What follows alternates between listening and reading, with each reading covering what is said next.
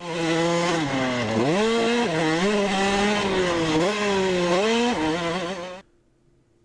and welcome to episode 48 of the MotoGP 21 career mode. Now, unfortunately, there's been a big gap between episode 57, which I won in Sachsenring, and 58. And there's a reason for that. Basically, first person in this game is so hard, it is so broken in many ways that it takes so many laps to get up to speed that I haven't had the time basically to basically record it, because it takes about 9 laps in practice that you don't see off camera for me to get up to a decent pace.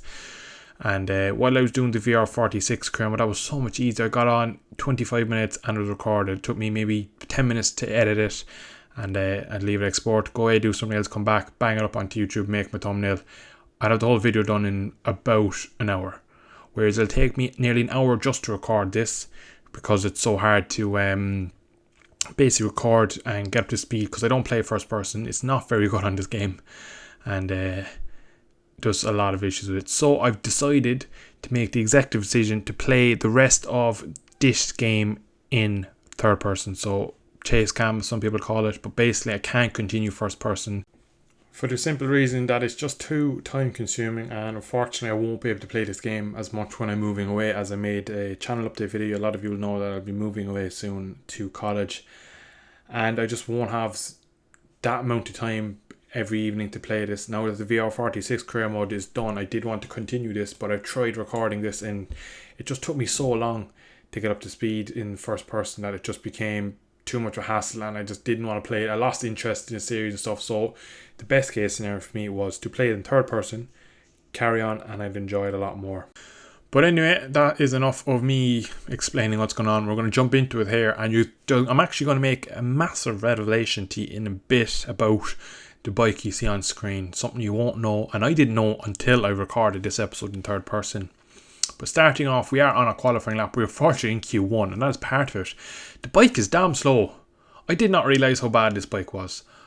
Now, you might be saying you're 10.5 under in... But look at that corner. I'm way off the apex in turn 8. Now I'm going to try to say the name. But the bike is just bad. I can't hit an apex with it. It's not fast in a straight line. The electronics are poor. The front end is non-existent. I could go on and on and on and on and on. I crashed so much in practice with this bike in third person. I thought now, after doing the VR46 career mode and Rossi and Yamaha in that series wasn't great either, but just this one was poor. This bike was just poor. This track now, you go long, fast, sweeping corners. Suzuki will do a good job here. The bike is rubbish.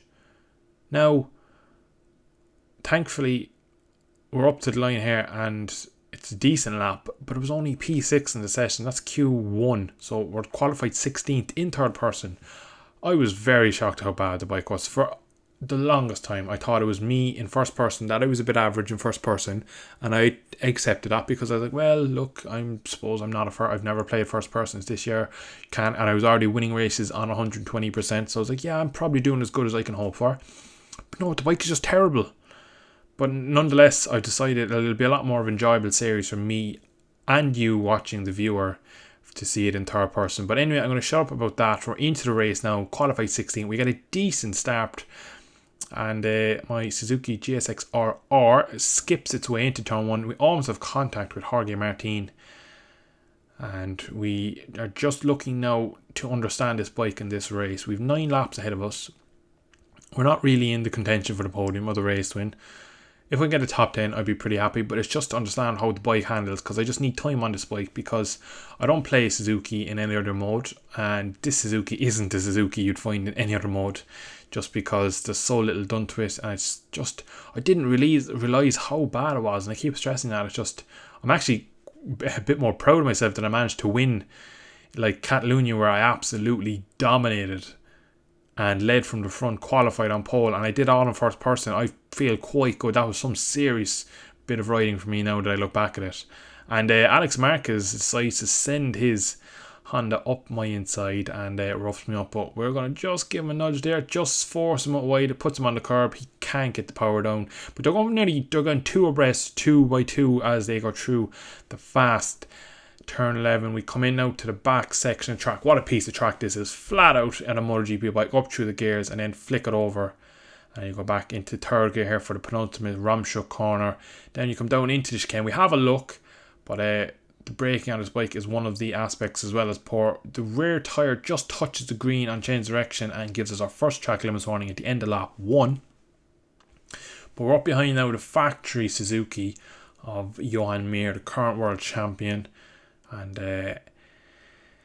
it's doesn't bode well for my season. I currently lead the championship as well, which is really strange. I almost had forgotten how the championship is going. There is a Suzuki up in P4 as of range. You can just see him there tucked in nicely behind what I would imagine would be Enea Bastianini, it actually is, I think. You've seen him P3 there.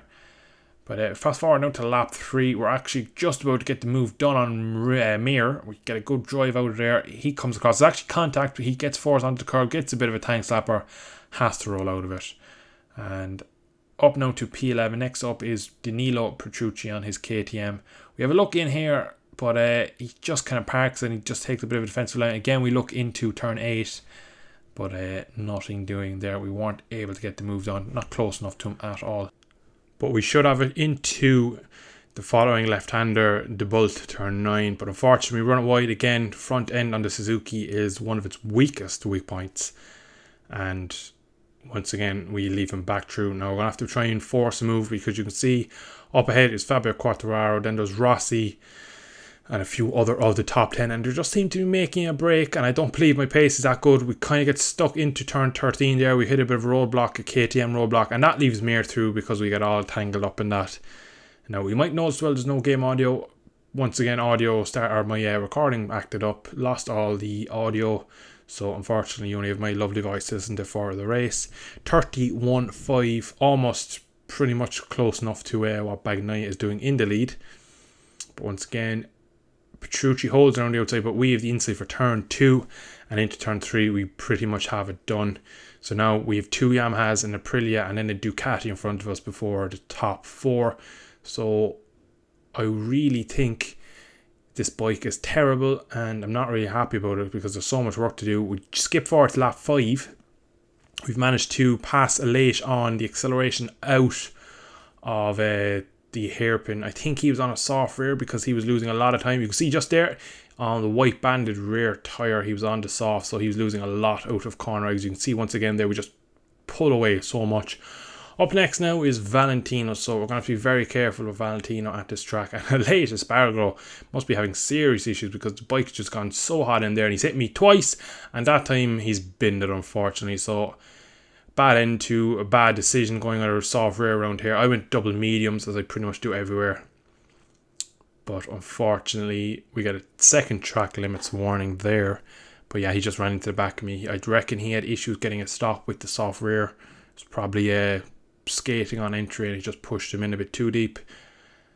But we are on a move. We're catching Rossi slowly, I reckon. So we should be on the back of him in a few laps. Coming down into turn 1 now, we are pretty nervous under braking. I'm not really sure why this bike feels so bad. I have a setup on it that's been using all season with the first person camera and it hasn't felt that bad. I've managed to do pretty good lap times with it, so I've been actually riding pretty above my limit than what I thought. Honestly, I thought when I went into third person, I was like, yeah, this will be easy. I'll qualify in the front row. I'll make it look a bit harder than it is. And then I can kind of coast around and probably beat him on the last lap. But no, I actually was pushing this race and I couldn't catch him. Just look at that again. Like, I can't. The bike is too inconsistent. It turns in different to what it feels like or what it should feel like. The braking is pretty poor. And when you really try and force it to fit, it doesn't like it and you end up in the gravel on your ass. But anyway, we are closing quickly on Valentino. He is dropping off to top 6. Miller is up next ahead of him. He's running massive wide there. We cut it tight, try and slide on through. And he actually managed to hold it around the outside. In fairness to the old dog. Now we cut back. We're going to try it again. We pick up, get a good drive, and he just gives away.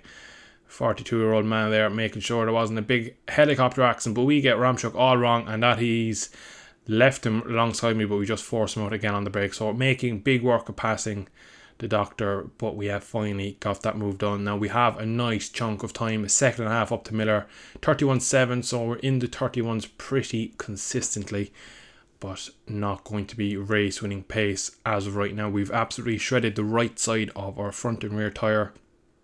3 full laps remaining here in this Assen Grand Prix, and it's going to be a bit of an uphill task to catch Jack Miller and pass him and get into the top 5. We went for the top 10. I'm pretty happy in P7 here. It's a good points haul.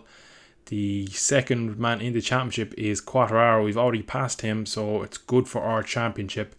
But we fast forward now to the final lap, and we've managed to set the fastest lap of the race just on lap 7.